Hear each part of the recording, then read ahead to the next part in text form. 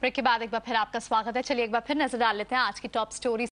Petrol diesel की बड़ी कीमतों ने रिटेलर्स की मुश्किलें भी बढ़ा दी हैं। ट्रांसपोर्टेशन खर्च बढ़ने से कंपनियों के मार्जिन पर दबाव दिखने लगा है।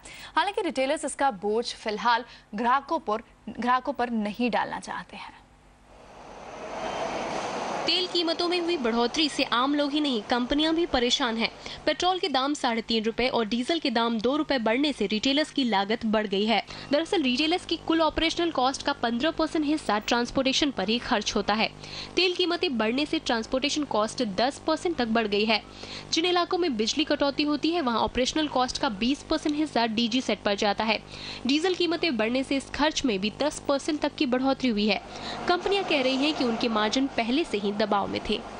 मार्जिन पे तो प्रेशर रहता ही है। एक तरफ से कस्टमर्स की डिमांड रहती है, दूसरी तरफ से इन्फ्लेशन, तीसरी तरफ से ये प्राइस इंक्रीज। तो रिटेलर्स के लिए और हाइपरसिटी के लिए भी मार्जिन प्रेशर रहता है।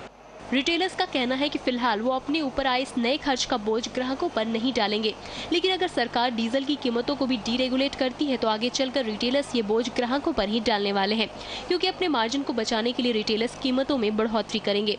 आमतौर पर सुपरमार्केट मॉडल में रिटेलर्स को औसतन 18% और हाइपर मार्केट में 22% का मार्जिन मिलता है। वहीं अपने प्राइवेट लेबल पर रिटेलर्स को 35 से 40% तक मार्जिन मिलता है। ऐसे में अगर ऑपरेशनल कॉस्ट बढ़ जाएगी तो मुनाफा कमाना मुश्किल हो जाएगा। शॉर्ट टर्म में शायद रिटेलर्स इसको थोड़े अपने अब्जॉर्ब कर लेंगे, but in the long run retailer को इसको कस्टमर को देना ही पड़ेगा। हालांकि कंपनियां पूरी कोशिश में हैं कि बोझ ग्राहकों पर न आए, इसलिए वो कच्चे माल की खरीदारी से लेकर पैकेजिंग तक में लागत घटाने की कोशिश कर रही हैं। रिटेलर्स के मार्जिन पूरी तरह से दबाव में है और अब उनकी सारी उम्मीदें टिकी है अच्छे मॉनसून पर।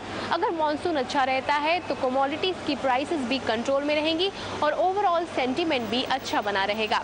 कैमरा पर्सन अमित गिरी के साथ अमृता प्रीतम, जी बिजनेस, मुंबई। इसी के साथ इस बुलेटिन में फिलहाल इतना ही। नमस्कार।